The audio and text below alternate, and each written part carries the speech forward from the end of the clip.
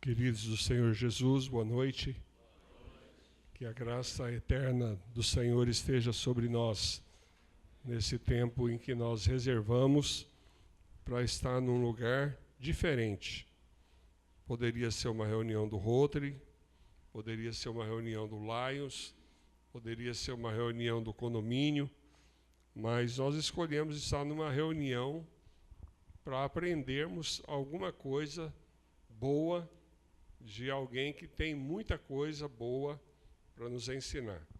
Então nós viemos ao lugar certo, e aqui com certeza vai ter manifestação da graça de Deus, porque Deus sempre comparece às reuniões que Ele marca.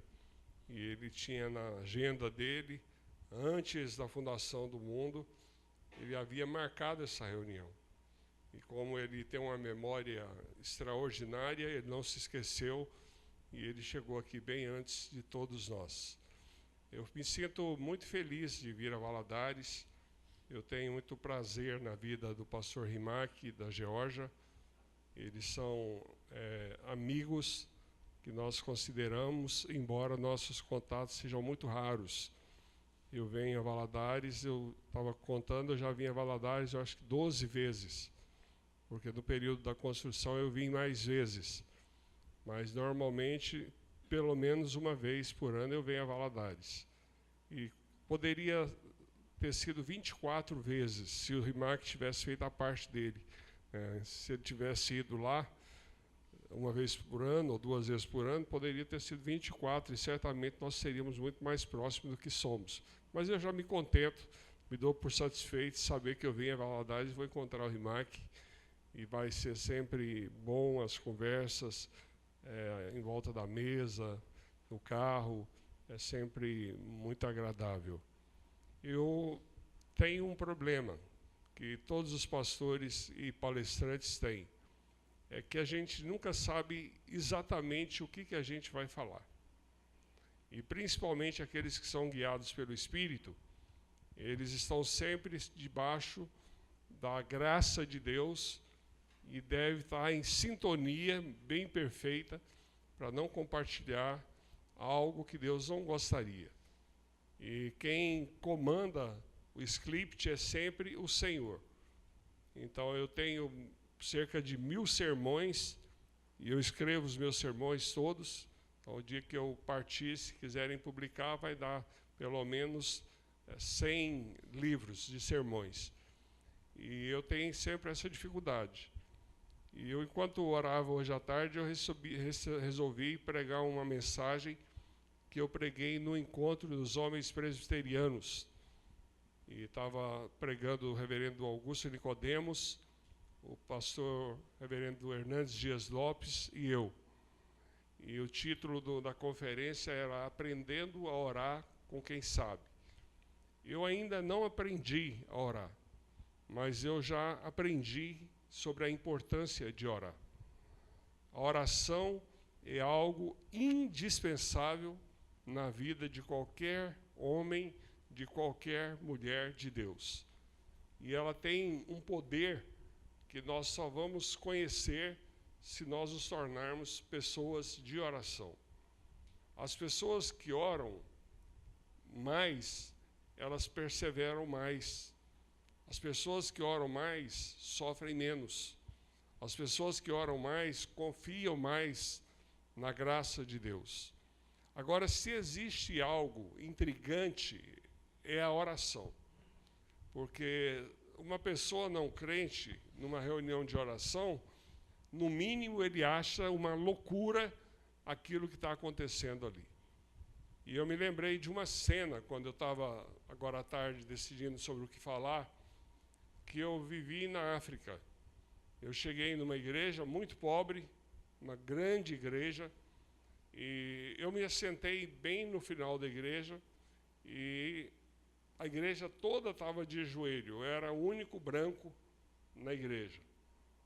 Então, todas aquelas pessoas. E a visão que eu tinha era de pernas e pés. E eu fiquei impressionado com a qualidade dos calçados que eles estavam usando. A maioria deles estavam de sandália, não havaiana, porque lá não tem havaiana, mas uma sandália parecida, e a maioria das sandálias elas eram furadas. E aquele povo de joelho, orando, e você olhava, e eu tive essa curiosidade, as lágrimas escorrendo pelos olhos. E eu tenho absoluta certeza que uma das coisas que eles falavam enquanto eles oravam era: Deus, muito obrigado por cuidar de mim. Deus, muito obrigado por cuidar das minhas causas. Deus, muito obrigado pela provisão do Senhor para a minha família, para o meu lar. Deus, muito obrigado porque o Senhor tirou meu marido das drogas, ou quem sabe do álcool. Então, o que eles pediam para Deus, eu não faço ideia do geral, mas eu pressuponho que seja coisas dessa natureza. E o que me alegrava é que, tanto quando eu preguei na igreja do Poyang-Shu, na Coreia, como nessa igreja lá do interior da China, aliás, da África, em Madagascar, eu tenho certeza que todos eles compreendiam que havia um Deus grande e poderoso. O homem que ainda não descobriu isso, ele não sabe o que é a verdadeira vida. Porque a grande descoberta do ser humano não é qual profissão você vai escolher, não é se você vai se casar com a Maria ou com a Joana, não é se você vai seguir a carreira do seu pai, tocar os negócios da família. A grande decisão que um homem pode tomar é se ele vai caminhar com Jesus e fazer de Jesus o seu melhor amigo e o seu Senhor. Quem não tomou essa decisão, e se há alguém entre nós, você precisa fazer isso, porque isso vai definir todos os últimos dias da sua vida a partir de hoje. E quando você chegar na presença de Deus, e todos os seres humanos, desde Adão e Eva até o último ser humano que tiver no universo, todos vão comparecer diante de Deus e terão que prestar conta a Deus daquilo que eles fizeram com as suas vidas. E uma das coisas que a oração tem o poder é exatamente de direcionar as nossas vidas. Se eu estou de pé, eu estou de pé por causa da graça de Deus e da oração de milhares e milhares de santos que oram por mim todos os dias. Todos os dias, nós mandamos para mais de 3.000 pessoas um pedido de oração. E na hora, eu tenho certeza que muitos param e oram ali. Porque eu tenho esse hábito, quando eu recebo um pedido de oração, e eu repasso para o grupo de intercessão da Missão Vida. Eu aprendi muito sobre a oração na Coreia. E aprendi que tudo que Deus tem feito na Coreia do Norte e não tem feito na Coreia do Sul, é porque o povo coreano, o povo da Coreia do Sul, eles reconheceram a onisciência, a onipresença, a onipotência de Deus. E Deus tem abençoado aquele país de maneira extraordinária. Eu estava com meu filho na Turquia, em Istambul e na Capadócia, e eu disse para ele assim: é um dos lugares mais fantásticos do mundo onde eu já estive. E esse ano eu completei 53 países, conheci e preguei em 53 países. Esse ano eu já fui pregar em Dubai, eu já fui pregar em Sydney, na Austrália, e na Nova Zelândia. E a semana que vem estou indo para os Estados Unidos, depois, início de maio, eu vou para a Alemanha falar numa conferência na Alemanha e na Espanha. Então a minha vida tem sido assim. E por onde eu tenho passado, eu tenho ouvido de amigos, de colegas, de irmãos sobre a oração. Mas na Coreia eu aprendi algo muito importante. A maior igreja metodista do mundo está na Coreia. Tem mais de 70.000 membros. A maior igreja presbiteriana do mundo está na Coreia. Tem mais de 75.000 membros. A maior igreja pentecostal do mundo está na Coreia. Tem mais de 1 milhão de membros. E quando você conversa com os irmãos, todos de forma unânime reconhecem que esse crescimento extraordinário é fruto, resultado de muita intercessão. Quem leu o livro do pastor David Chu, A Quarta Dimensão, percebe o início de todas as coisas que Deus começou a fazer na vida daquele irmão que já está com a idade avançada, e eu tive o privilégio de estar com ele e receber um presente dele, que é uma caneta, que alguém me roubou e foi amaldiçoado, porque roubou minha caneta, né? E lá eu aprendi muito. E um dos lugares onde eu estive era um centro de convenções lindíssimo, um dos prédios mais bonitos que eu já vi na minha vida. No subterrâneo desse prédio havia muitas pequenas celas, pequenos espaços. Alguns entravam e fechavam as portas, mas muitos deixavam a porta aberta. E eu imaginava que eu fosse chegar num lugar, como numa reunião de oração normalmente acontece, e as pessoas todas estivessem falando ao mesmo tempo, e eu ouviria um grande som de vozes, de gente crente falando com Deus. Mas, para minha surpresa, eu não vi isso. Eu vi homens e mulheres de joelhos, com os olhos cheios de lágrima, e as lágrimas escorriam. E eu entrei numa dessas celas, fiquei um tempo orando, e saí dali e fui participar da conferência. Mas na hora do almoço eu voltei, o povo continuava lá, de joelho, orando. E no final da tarde eu voltei, eles continuavam orando. Eles estavam orando por nós, pastores, que estávamos ali naquela conferência, onde havia 183 nações representadas. E eu tomei a decisão que quando eu voltasse para o Brasil, eu iria criar o Jardim de Oração. E eu construí numa área que a Missão Vida possui, de 28 mil metros, no centro da cidade de Anápolis, o Jardim de Oração. Lá tem 12 celas individuais e lá tem uma capela para umas 24 pessoas, onde muitos milagres acontecem. E eu me lembro que a minha filha pequena, hoje ela já está fazendo o 7º período de arquitetura, Débora, às vezes eu levava pastores amigos que iam visitar a missão lá no sábado lá. E no sábado é aberto para quem quiser participar das reuniões. E ela chegava lá e ela chorava. Aí um dia ela, segurada na minha mão, ela disse assim: papai, por que todas as vezes que eu venho a esse lugar eu choro? Aí eu olhei e falei para ela: todas as vezes, minha filha? Mas é um choro ruim? Ela falou: não, eu choro de alegria. Ela tinha uns 3 aninhos de idade. Então, os meus melhores momentos na minha vida foi de joelho, orando ao Senhor. E outro dia, eu reclamei, porque eu gastei 60 horas de Auckland, na Nova Zelândia, até que eu pisei na porta da minha casa. Eu gastei 60 horas. Na hora que eu deixei o hotel, com parada em Dubai, que tinha que fazer um pit stop em Dubai, eu gastei 60 horas. E eu já não sou mais um menino. E quando eu cheguei em casa, eu tive uma tendência de reclamar.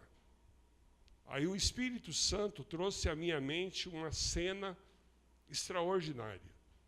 Eu fazia seminário, e o seminário ficava num lugar bem alto, em cima de um morro bem alto, que via toda a cidade. E eu aprendi a orar orando.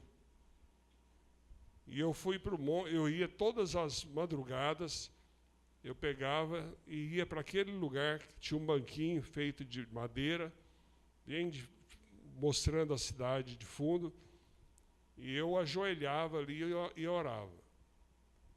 E muitas vezes estava muito frio, o agasalho só não era o suficiente, eu levava um cobertor e punha na minha cabeça. Até que alguns amigos começaram a saber e começaram a ir comigo. Não muitas pessoas. Nunca espere muita gente para uma reunião de oração, porque elas não virão.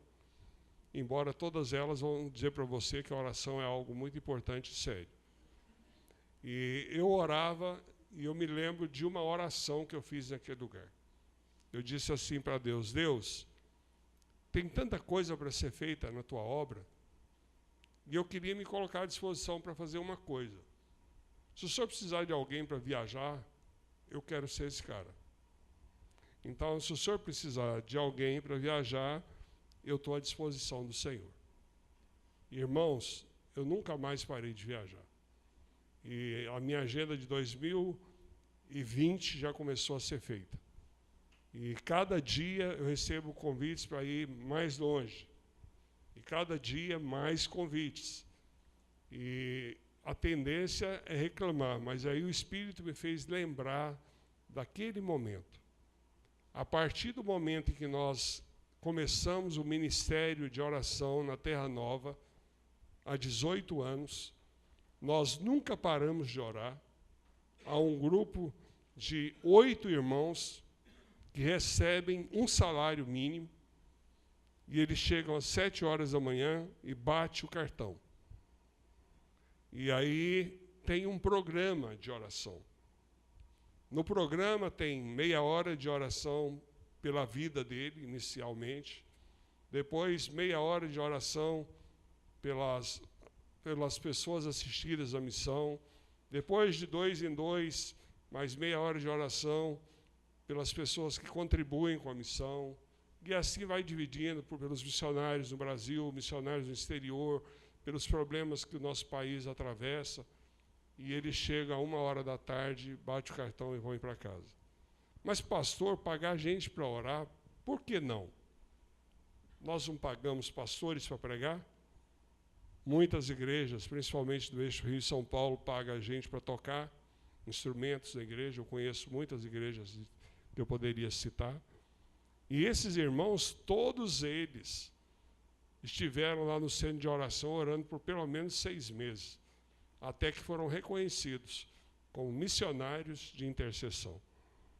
E interceder, irmãos, é uma das coisas mais difíceis que existe. Porque você tem que se colocar no lugar da pessoa para quem você está orando. E aquele peso da alma, aquele peso do coração, ele vem sobre a sua vida. Mas a palavra de Deus nos desafia a clamarmos. E eu vou tentar ser objetivo. E a minha mulher disse para mim outro dia: você está envelhecendo, você está cada dia pregando mais. Eu falei: eu tenho que me cuidar, realmente você tem razão. Mas eu quero falar de 7 coisas muito importantes que você precisa aprender e praticar como servo de Deus. O título da nossa palavra é Como receber ou não a resposta de nossas orações.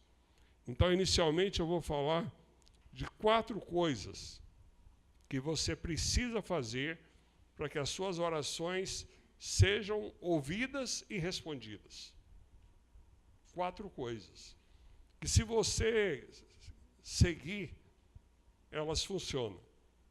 Eu tenho 55 anos de idade e tenho 37 anos de ministério, sendo que em agosto a gente completa 35 anos da Missão Vida. Então, eu aprendi isso na prática. Primeiro, a primeira coisa que você deve fazer para receber resposta das suas orações: ore conforme a vontade de Deus. Queria sugerir, se você não tem o hábito, traga um caderninho para a igreja, um caderninho espiral, e anote as mensagens. E de tempo em tempo vai lá e dá uma olhada. Eu tenho a mensagem da noite que eu me converti, escrita num papel, num guardanapo, guardado com muito carinho. Então, a primeira coisa, você precisa orar conforme a vontade de Deus. Nós fizemos 40 dias de jejum e oração. E no final dos 40 dias de oração, era um grupo pequeno que me acompanhou. A gente só fazia uma refeição depois que o sol se punha e não bebia água, nada, absolutamente nada, até no dia seguinte. Era todo mundo jovem, eu era bem mais moço, não havia nenhuma limitação física. E eu fui deixar uma moça que trabalhava comigo no escritório na casa dela. E ela orou aqueles 40 dias com muito fervor. E quando ela desceu, tinha uma senhora, eu deixei ela primeiro para depois deixar a senhora. E quando ela desceu do carro, o senhor falou quase que audivelmente comigo. Diz para ela que ela não vai receber a resposta da sua oração. Agora imagine, depois de 40 dias de jejum e oração, você virar para alguém e falar, o senhor está dizendo que você não vai receber a resposta das suas orações. Mas eu peguei o carro, saí, andei cerca de 20 metros, dei ré, e ela viu que eu voltei, veio, abaixou, e eu disse para ela, Elisiane, Deus mandou te dizer que você não vai receber a resposta da sua oração. E ela olhou para mim assim, com os olhos já meio marejados com aquela notícia, e eu olhei para ela e disse assim, me conta o que você pediu. Ela falou, eu pedi várias coisas, mas principalmente, eu pedi a Deus que eu quero me casar com o moço que dirige o louvor da minha igreja. Eu quero me casar com o moço que dirige o louvor da minha igreja. Até aí não tem problema nenhum. Aí eu falei, quem é esse moço? Aí ela falou, é um moço bonito, é um moço crente, é um moço muito abençoado. E eu perguntei para ela, e ele gosta de você? Ela falou, não. Eu falei, por quê? Porque ele é casado. Então, a primeira coisa, não peça coisas que o Senhor já disse na sua palavra que Ele não te daria. E Ele não vai te dar para o seu bem. Eu tenho 4 filhos, a maioria de nós somos pais, e ninguém, em sã consciência, entrega um facão para uma criança de 1 ano brincar. Veja o que diz a Bíblia. Esta é a confiança que temos nele, que se pedirmos alguma coisa segundo a sua vontade, ele nos ouve. Ou seja, tem que ser segundo a vontade de Deus. E se sabemos que nos ouve em tudo que pedimos, sabemos que já alcançamos as coisas que lhe temos pedido. Irmãos, há um momento em que você está intercedendo por algo, em que o Espírito Santo vai dizer para você assim, pode parar, eu já ouvi essa oração. E você não precisa mais de orar por aquilo. Você precisa agora preparar seu coração para aprender a esperar no Senhor. A Bíblia diz que esperei confiantemente no Senhor, e Ele se inclinou para me ouvir. Quando eu vou falar com crianças, que eu vou lá no trabalho da Missão Vida, hoje a Missão Vida atende 350 crianças, 200 em Anápolis, 100 na Paraíba e 50 na África. Eu me curvo diante das crianças para olhar elas na mesma altura, para que elas possam me ver no mesmo nível. Então a Bíblia diz que Deus se curva para ouvir aquilo que nós estamos fazendo. Não é lindo isso? Um Deus que se curva para ouvir o nosso clamor, para ouvir as nossas orações. Então, a primeira razão, a primeira coisa para que você tenha a sua oração respondida, ore conforme a vontade de Deus.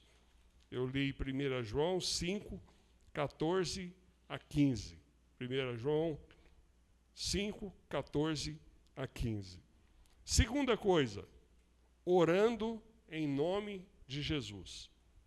Orando em nome de Jesus.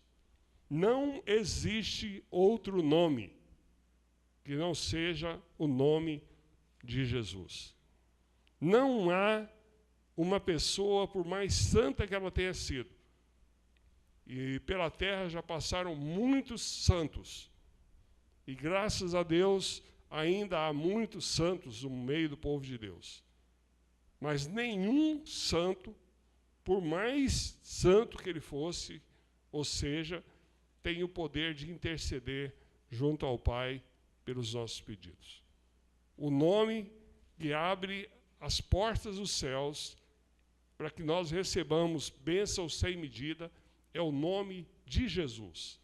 Quando nós clamamos pelo nome de Jesus, o céu se silencia para que nós sejamos ouvidos pelo Pai. E o inferno entra em turbilhão. Então nós precisamos orar no nome de Jesus. João 14, 13 e 14. Não precisa abrir, mas se quiser anotar é bom. Tudo quando pedirdes em meu nome, olha que coisa linda, eu farei. Para quê? Para que o Pai seja glorificado no Filho. Então, quando Jesus leva o nosso pedido, quando o Pai ouve o nosso pedido e vê em nome de quem nós estamos pedindo, a Bíblia diz que Ele nos atende. E quando Ele nos atende, a glória de Jesus se manifesta.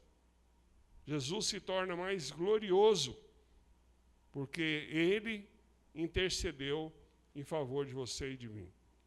E sabemos que nos ouve em tudo que pedimos. Sabemos que já alcançamos as coisas que lhe pedimos. Se me pedirdes alguma coisa em meu nome, aí Jesus está garantindo, eu o farei. Então, em cima dessa promessa, eu oro. Porque tudo que eu pedir no nome dele, a Bíblia diz que ele fará.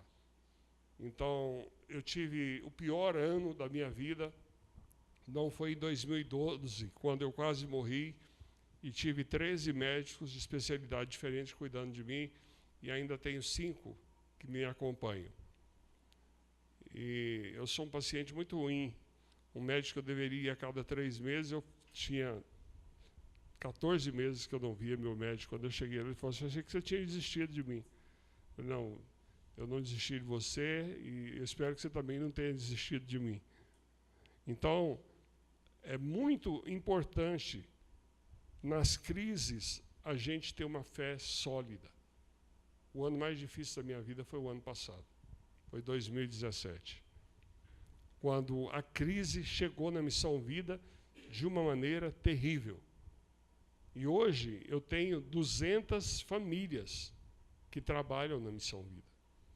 200 obreiros que recebem da Missão Vida. Hoje, nós servimos quase 5.000 refeições diárias. Então, eu aprendi que, em vez de reclamar e sair passando o pires na mão, eu devo orar. Então, quando eu falo para a minha secretária, eu transferi meu escritório para casa, porque eu poderia trabalhar e render mais, e isso aconteceu de fato. Eu vou só para reuniões e para atender pessoas que eu não tenho muita liberdade na missão, mas o resto eu trabalho no meu escritório. Então, quando eu falo para ela assim, ela me passa os reportes do que os líderes de núcleo passaram e tem que dar a resposta, eu falo para ela, está encerrado, eu vou subir. E eu subo para o meu quarto e clamo, e choro, e peço. Mas, sobretudo, o Senhor vem ao meu encontro e tira do meu coração a angústia. Irmãos, Deus não tem compromisso de te dar um BMW, Deus não tem compromisso de te dar um apartamento na Vieira Soto, Deus não tem compromisso de te levar para a Europa, os Estados Unidos todo ano. O compromisso conosco é de que Ele nos daria o básico. Eu não precisava de tudo isso. Né? Então, tudo isso aqui é extra. Né? Algo que o Senhor me deu. É bônus. Mas nós precisamos depender de Deus. Nós devemos trabalhar como se tudo dependesse de nós, mas jamais esquecermos que nós dependemos de Deus. Os políticos, eles resolvem seus problemas no parlamento, às vezes mandando recado pelo microfone da Câmara. Os homens de negócio, muitas vezes nos restaurantes, nos escritórios, corretores, às vezes, das esquinas. Mas os homens e mulheres de Deus resolvem os seus problemas de joelho, clamando pela graça de Deus. E quando Deus diz sim, aleluia. E quando Deus diz não, glória a Deus. Porque um sim ou um não de Deus tem o mesmo valor. Não faz diferença. Uma porta fechada por Deus tem o mesmo valor de uma porta aberta por Deus. Nós precisamos entender isso. E há coisas que Deus não vai fazer, querido. Você pode passar o resto da sua vida orando que Ele não vai fazer. Agora, orar pela salvação do seu pai, da sua mãe, você deve insistir nisso. Orar para que Deus mantenha a porta do seu trabalho aberta, você deve fazer isso. É orar para que você se torne um agente abençoador, alguém que divide a graça de Deus com todos que estão perto, é algo que você deve pedir. Orar por uma vida santa é fundamental, irmãos. E a Bíblia diz assim que o Senhor Deus, Ele é o meu refúgio. Refúgio é um lugar onde a gente se esconde quando a gente está sendo perseguido. E Ele também é a minha fortaleza. A fortaleza é um lugar que você usa para atacar o inimigo. E a sequência diz que Ele é o meu refúgio, a minha fortaleza, Ele é o meu socorro, bem presente nas tribulações. Eu nunca levantei de um momento de oração, eu chorei na presença de Deus, pedindo a Deus determinado valor para cumprir os compromissos do mês. E que eu me levantasse de lá angustiado como quando eu cheguei e ajoelhei. E aí eu ligo para a tesoureira no final do dia e pergunto assim, e aí, Delma, o que aconteceu? Está tudo do mesmo jeito, pastor. Mas Deus tirou do meu coração aquele peso, vocês estão entendendo? Aquela angústia. Isso Ele faz. Isso é promessa dEle. Então eu já começo orando, Senhor, eu estou angustiado. Senhor, eu estou perplexo. Senhor, eu estou desesperado com essa situação. Toque em algum dos servos do Senhor aí pelos lugares onde eu já passei. Incomoda essas pessoas.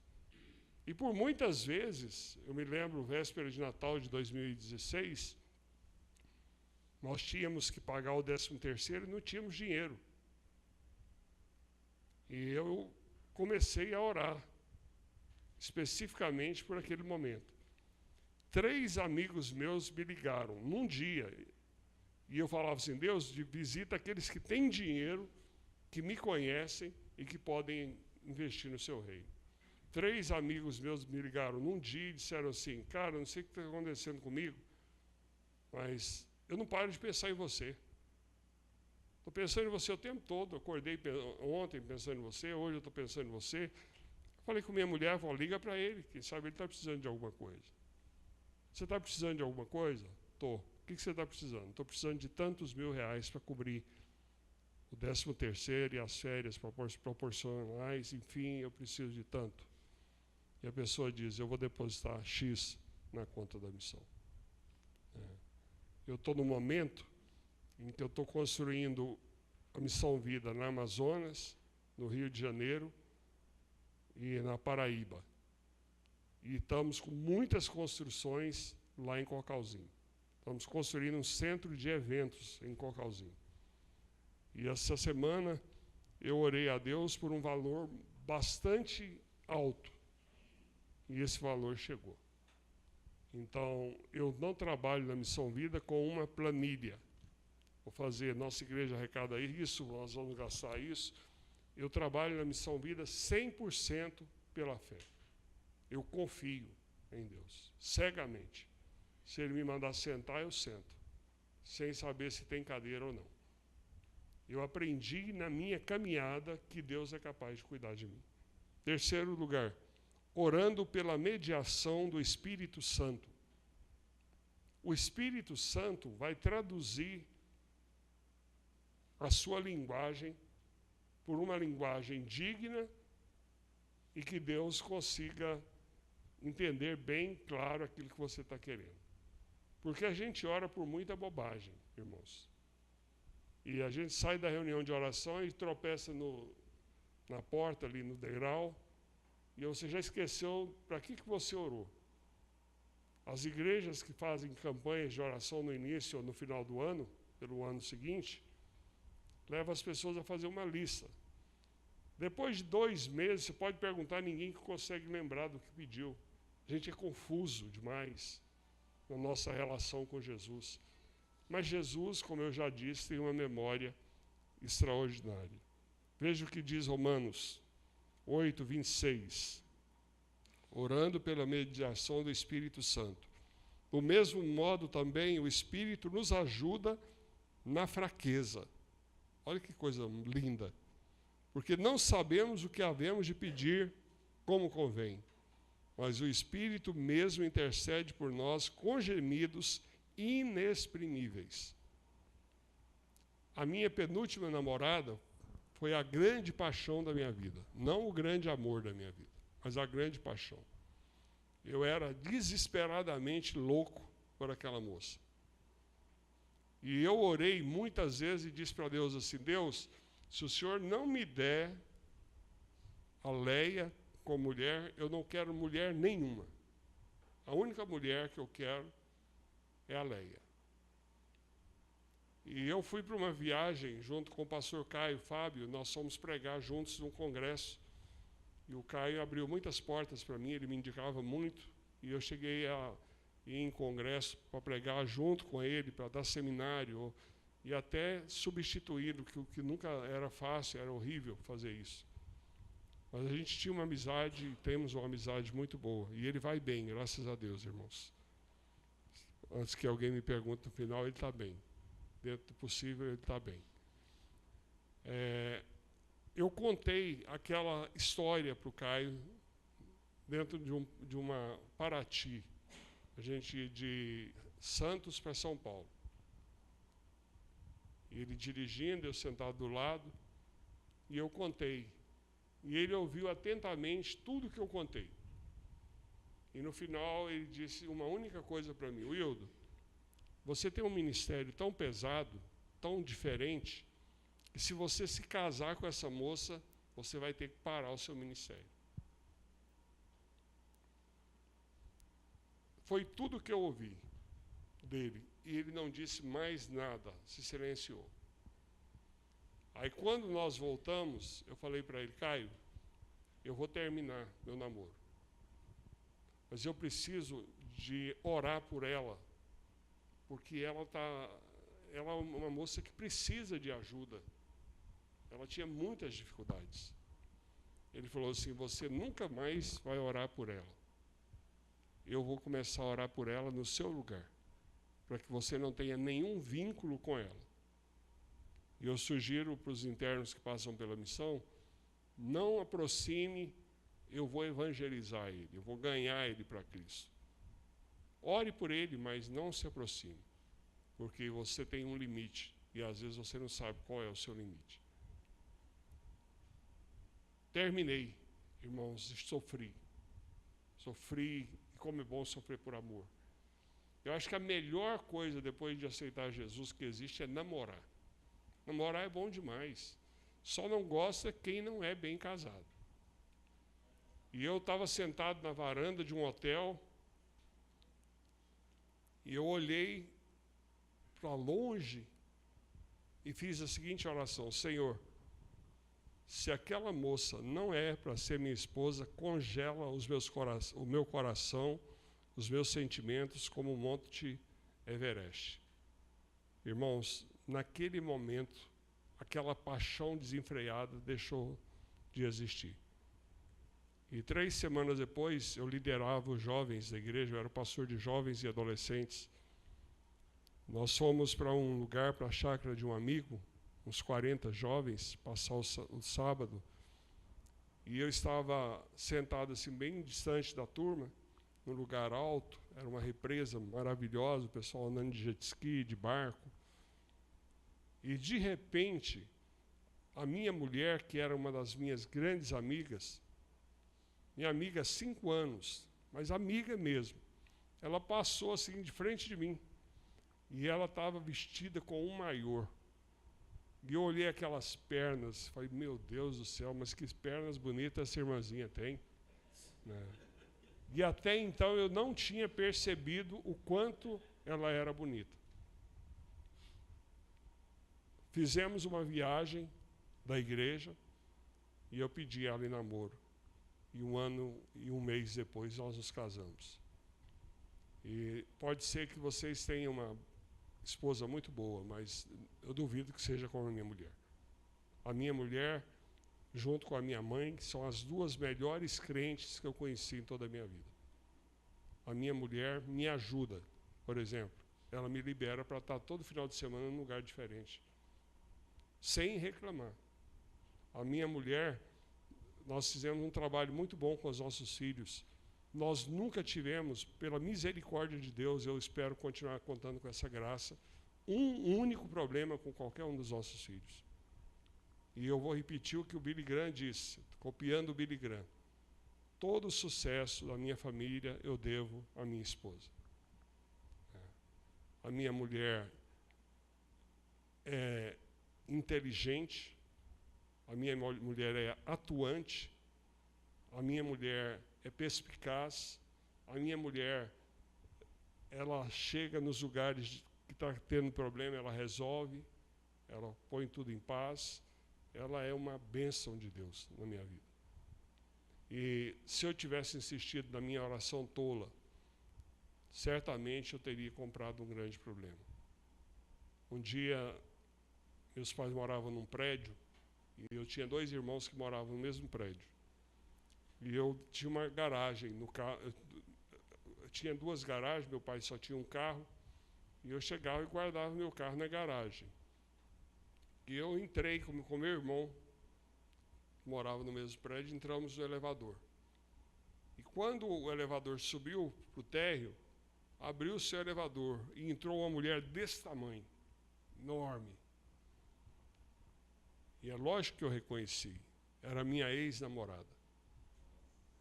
Meus irmãos, pensa numa mulher feia. Agora duplica isso aí. Aí quando ela desceu no andar dela, a gente ia continuar, meu irmão olhou para mim e falou assim, cara, você tem que orar um Pai Nosso, uma Ave Maria, todo dia, agradecendo a Deus pelo livramento que Ele te deu. Então, quando o Espírito Santo leva os nossos pedidos, ele já dá uma peneirada. E as besteiras que você fala, pela misericórdia de Deus, não são imputadas.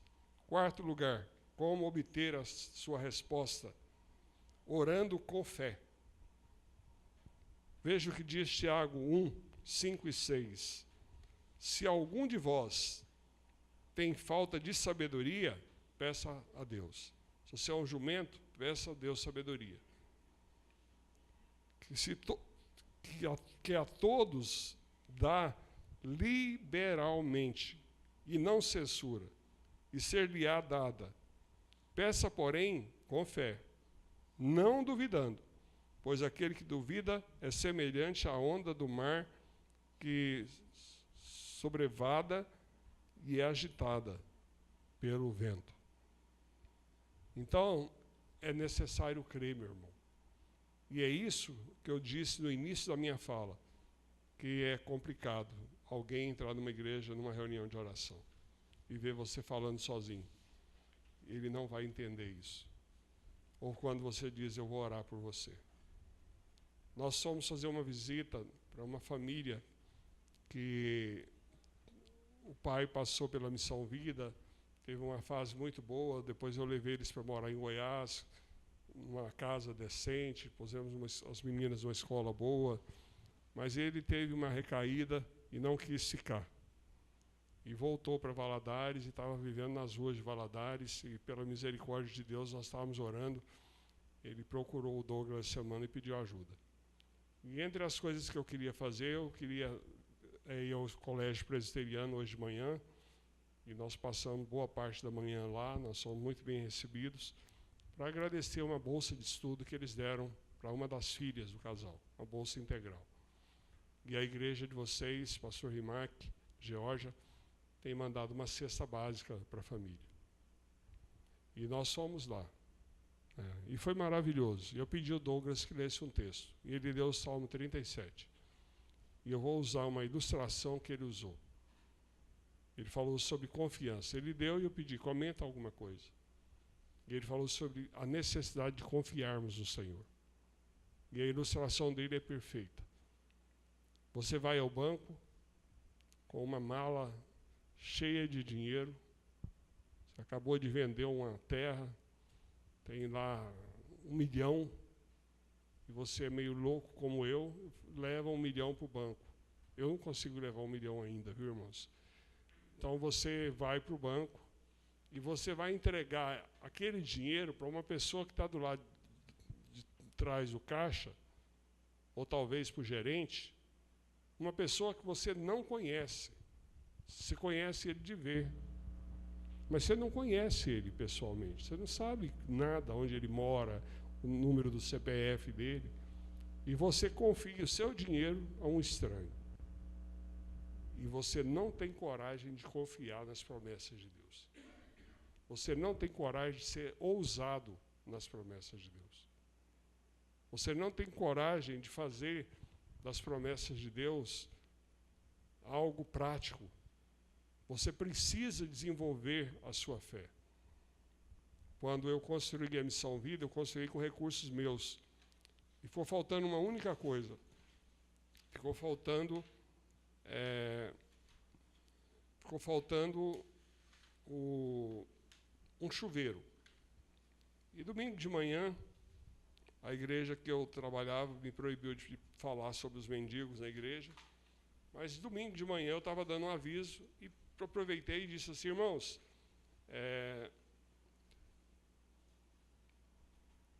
eu estou precisando de um chuveiro. Vocês sabem que eu construí a Missão Vida e nós não temos chuveiro. Alguém poderia doar um chuveiro? Se você puder, minha igreja é uma igreja de classe média alta. Me procure no final. Fiquei por ali, todo mundo foi embora, ficou um homem. E aquele homem era fiscal da Receita, trabalhava junto com meu pai. E ele ganhava muito bem. Eu sei porque meu pai ganhava o mesmo salário que ele. E aí ele chegou para mim e disse assim, ei, conseguiu o chuveiro? Eu falei, não consegui. Eu vou trazer um chuveiro para você à noite. Eu me alegrei em Deus, fui embora. E quando foi à noite, depois que eu terminei de dirigir o culto, que eu fui para a porta da igreja cumprimentar as pessoas, ele passou e entregou uma sacolinha de supermercado. E eu peguei aquela sacola, dei um abraço, agradeci, e fui para o carro. E o meu carro estava bem debaixo de um poste de energia elétrica, e eu abri a sacola e olhei. O chuveiro era um chuveiro todo chamuscado de fogo, que ele usou na casa dele, queimou. Ele comprou uma ducha nova, colocou no banheiro dele, pegou aquele chuveiro e deu. E eu acho que no coração dele ele pensou assim, mendigos não precisam de tomar banho de água quente. Ele perdeu uma oportunidade de ser bênção. E às vezes a gente perde essa oportunidade de ser bênção. Nós precisamos aprender, nós precisamos ter fé. Hoje eu estou pedindo a Deus 5 milhões. 5 milhões. Eu fiz um compromisso com Deus e permanecer na Missão Vida até que ela complete 40 anos. Falta 5 anos e 3 ou 4 meses. E eu quero que o Senhor me dê a graça de ver a Missão Vida em 10 estados, funcionando como funciona em Valadares. E a gente deve muito a vocês, ao pastor Rimac e a Georgia, e todos os irmãos que fazem parte da diretoria, que estão sempre envolvidos com a Missão Vida. Agora, você não gostaria que as suas orações fossem respondidas? Eu vou te dar algumas dicas. Primeiro, seja egoísta, bem egoísta. Não dê nada para ninguém. Não se importe com os pobres de Deus. Se importe só com a sua vida. Cuide apenas dos seus filhos. Cuide dos seus negócios. A Bíblia diz em Tiago 4:3, pedi e não recebeis, porque pedis mal, para o gastardes em vossos deleites. Você acha que você precisa de mais camisa? Você acha que você precisa de mais sapato, mais calça? Até ontem você estava contente quando Deus te deu o seu primeiro carro. Hoje você não quer mais um carro como aquele, você quer o último que acabou de sair. E quantas vezes, irmãos, nós vamos ter que dar uma ordem à nossa alma, aquieta, porque nós não vamos nos saciar jamais. Você compra uma chácara, o vizinho tem uma do lado e te oferece, você compra a segunda. Se é uma fazenda, você compra e vai comprando. Aí vem o brado de Isaías: ai dos que ajuntam terra a terra. Então nós precisamos ser simples e pedir, não para nós, mas para que Deus nos dê, para que nós possamos gastar com aqueles que necessitam. Eu tive, a minha história, eu demoraria, mas eu tive um pai biológico, que foi meu pai dos 3 meses, quando eu estava no ventre da minha mãe, até os 44 anos. Ele era um oficial, que foi a Segunda Guerra Mundial, e depois, quando voltou, se tornou fiscal. E eu tive uma educação boa, eu tive boas oportunidades de educação. E meu pai era um militar, a gente só não batia continência para ele. Ele era um homem muito duro. Mas eu louvo a Deus por isso. E o meu pai biológico era um desembargador que morreu em 2016. E eu sou o único herdeiro. E eu já comecei a comprar coisas para a Missão Vida em vários lugares. E todas as vezes que eu tenho necessidade urgente, a primeira porta que eu bato é na minha. Então, Deus é testemunha que eu não mudei absolutamente nada na minha vida depois que eu comecei a receber minha herança. Eu não mudei absolutamente nada. Eu não comprei um carro mais potente do que o que eu tinha. Eu não comprei um apartamento no Rio que eu sonhava em ter. Eu continuo viajando de classe econômica. Eu continuo hospedando em hotéis mais baratos. E eu tenho hoje 21 missionários e missões que eu invisto financeiramente. E eu louvo a Deus porque Deus me deu esse coração. Então nós devemos ganhar, sim, mas devemos ganhar para repartir, para dividir com aqueles que precisam, com aqueles que são carentes. Segunda coisa, não quer que a sua oração seja respondida? Viva uma vida dúbia, uma vida de pecado. A palavra de Deus diz no Salmo 66, 18: se eu tivesse guardado a iniquidade no meu coração, o Senhor não me teria ouvido. Talvez você tenha uma causa que você está pleiteando. E talvez o Senhor já esteve muito perto de te entregar a bênção. E você não recebeu por causa da sua iniquidade. Não tenha pecados de estimação, querido. Confesse e deixe. E a Bíblia diz que você vai achar graça diante do Senhor. Terceira coisa, para que você não tenha a sua oração respondida: seja idólatra. E quando se fala em idolatria, nós evangélicos pensamos logo nos santos, que a Igreja Católica adora. Mas é muito mais do que isso. Você pode estar adorando o seu filho recém-nascido. Você pode ter um filho que se alguém falar para você que Deus vai tirar ele, você fica louco.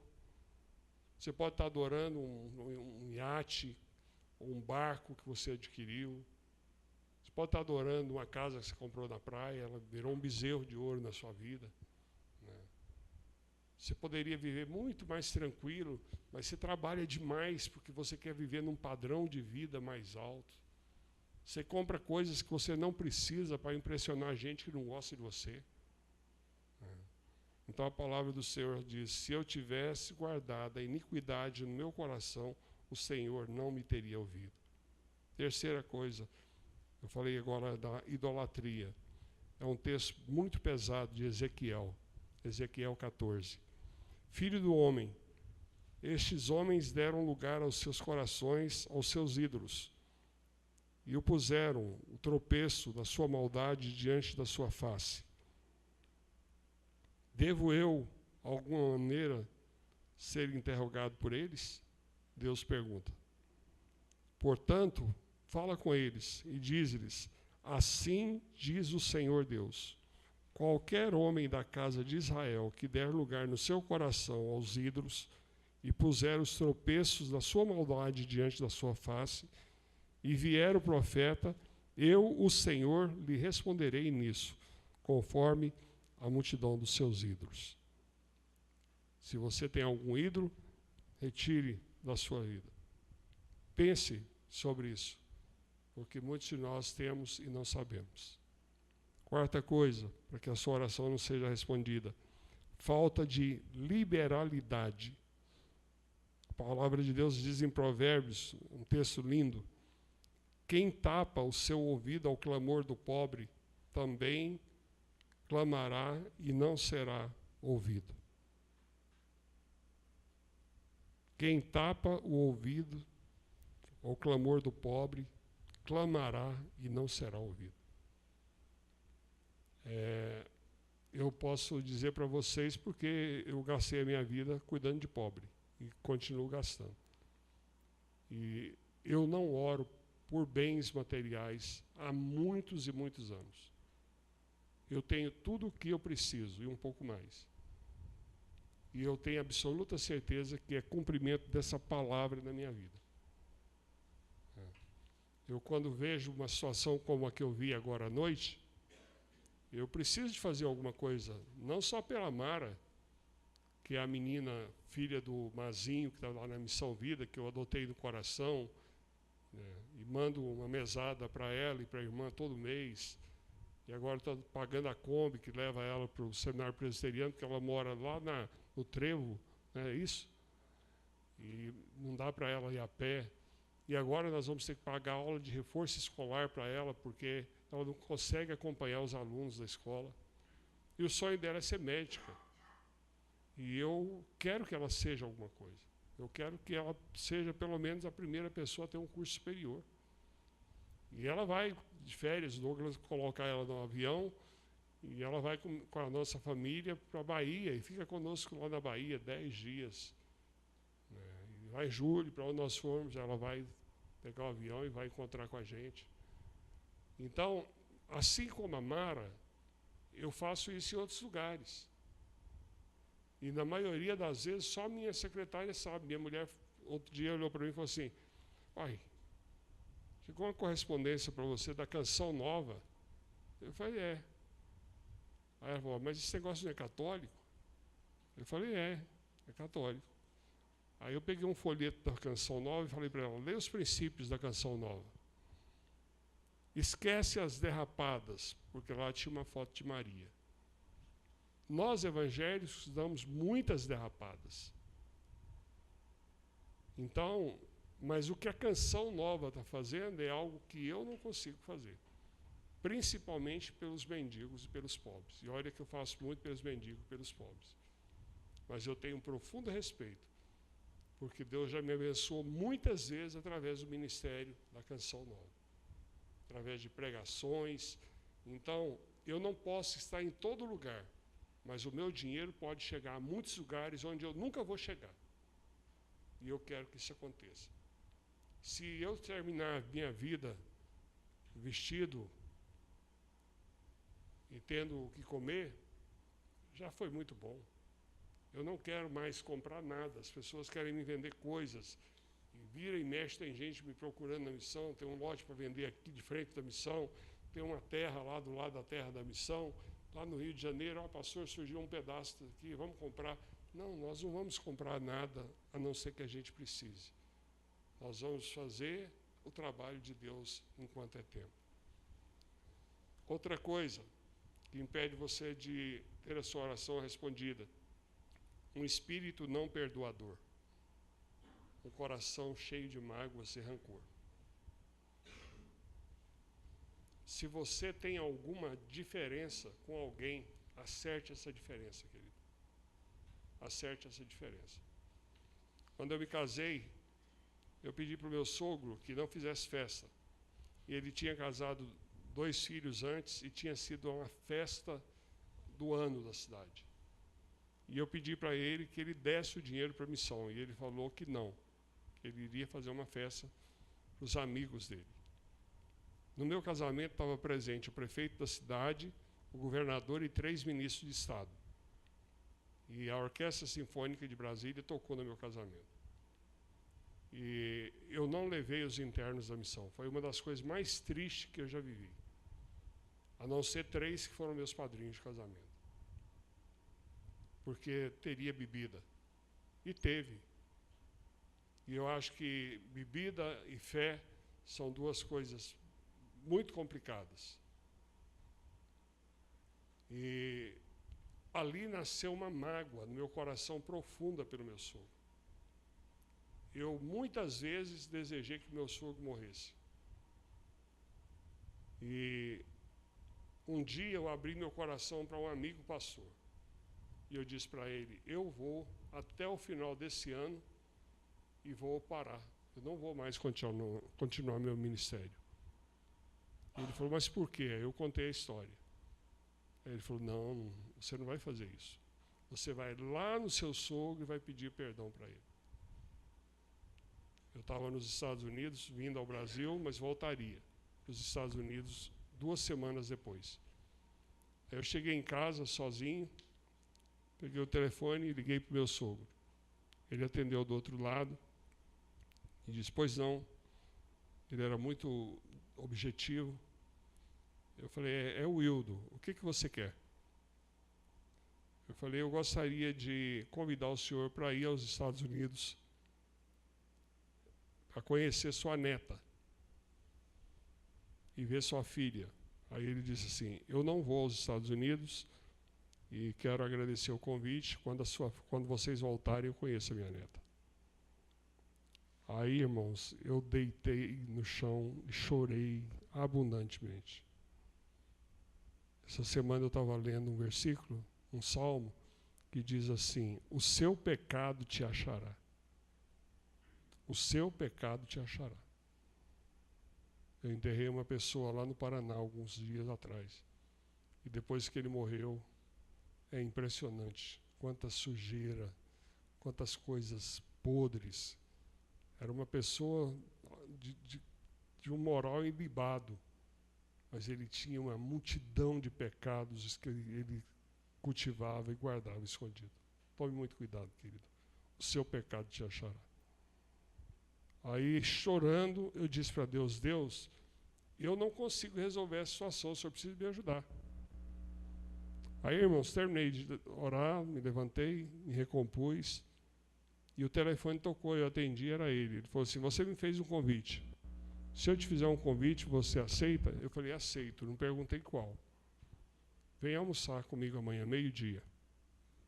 E quando eu cheguei na casa do meu sogro, a família da minha mulher é muito festiva, muito festeira, gosta de muita gente.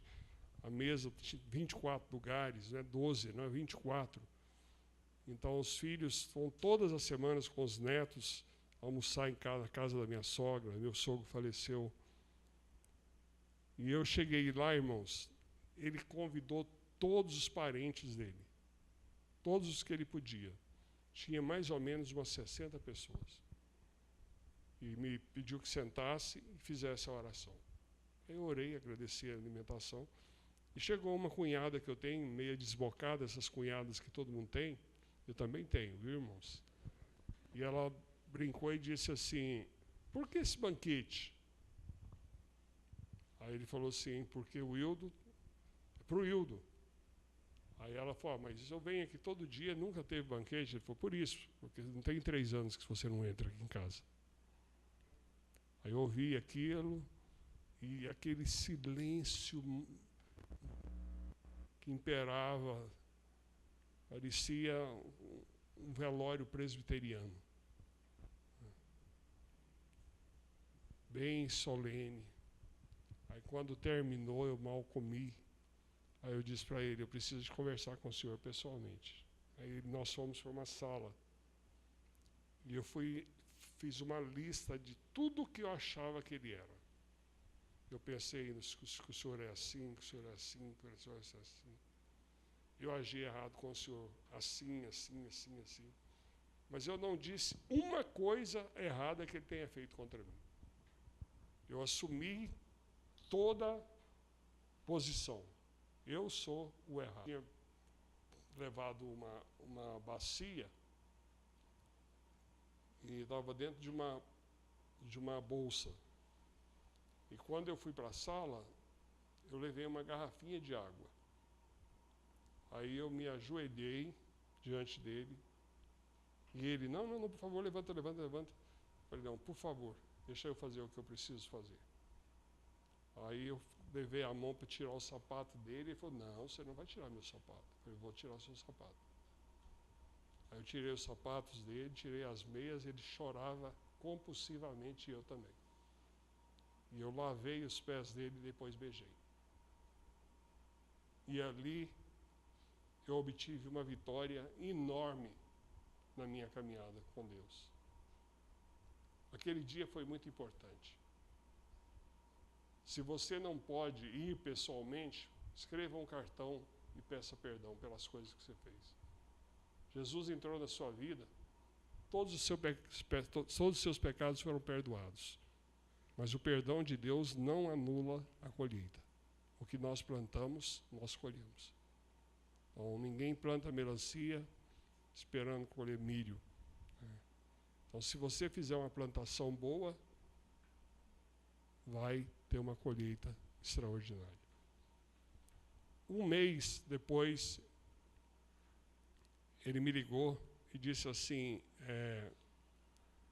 seu convite está de pé? Eu falei, claro. Eu estou saindo hoje para os Estados Unidos, de manhã. Estou saindo daqui, já estou indo para o aeroporto. E eu queria saber se você pode me pegar no aeroporto. Eu falei, posso. Mas eu queria que você não contasse nem para a Rosane, nem para a Vilma, minha sogra. E quando eu peguei ele no aeroporto, ele me entregou um cartão de um hotel e disse assim, eu vou ficar hospedado nesse hotel. Eu falei para ele, de maneira nenhuma, você vai ficar hospedado na minha casa, no quarto com a sua mulher, você vai dormir com a mulher do senhor hoje lá na minha casa. Minha sogra já estava lá um mês ajudando. E chegando lá com ele, foi uma festa. Finalmente eu o convenci a ficar e ele ficou. Depois, ele apaixonou por viajar e ele viajou o mundo. Ele se apaixonou e ele vivia viajando, viajou muito. Mas a última viagem dele aos Estados Unidos, ele levou toda a família e alugou um lugar maravilhoso onde todos ficamos hospedados. Chegou um momento em que ele falou para mim assim, eu queria que você andasse comigo por todos os lugares que você me levou. Todo mundo queria ir para um parque, queria ir para uma loja, para algum lugar, e eu era o único, eu percebi que alguns queriam ficar com ele. Não, eu fico. Mas eu percebi que ninguém queria ficar de fato com ele, porque ele já estava numa cadeira de roda. Ele teve um câncer muito radical, muito duro. E eu peguei ele, pus na cadeira de roda e saímos andando. E naquele momento eu tive certeza que Deus iria levar. Mas quando eu cheguei, pus de novo na cadeira, subi no elevador, deitei ele na cama dele. Tinha era um hotel, aliás, uma parte hotel, tinha uma outra parte que tinha um sofá bem confortável. Aí eu falei para ele, falou, vai para o seu quarto, pode descansar, fazer o que você quiser fazer, você deve ter coisas para fazer. Eu falei, não, eu quero ficar aqui. Eu estou muito cansado, eu vou deitar aqui nesse sofá. Mas, na verdade, eu queria ficar perto dele. Né? E foi a despedida dele. Irmãos, a oração é a arma do crente. Oração com leitura da palavra e aplicação da leitura da palavra de Deus garante a nossa vitória. E nós somos fracos porque nós não sabemos orar. E nós não alcançamos o reino porque nós não sabemos orar. Jesus não se preocupou em ensinar os seus discípulos a pregar. Jesus teve uma preocupação, ensiná-los a orar. Então você não vê Jesus querendo ensinar um sermão de 3 pontos, introdução, 3 pontos, conclusão, um bom sermão presbiteriano. Mas você vê Jesus preocupado e quando eles pedem, Jesus ensina como eles deveriam orar. A sua vida de oração seja mudada. Não diz, eu vou orar agora meia hora todo dia. Não. Comece orando 1 minuto de manhã, 1 minuto meio-dia, 1 minuto à tarde, 1 minuto na hora de dormir.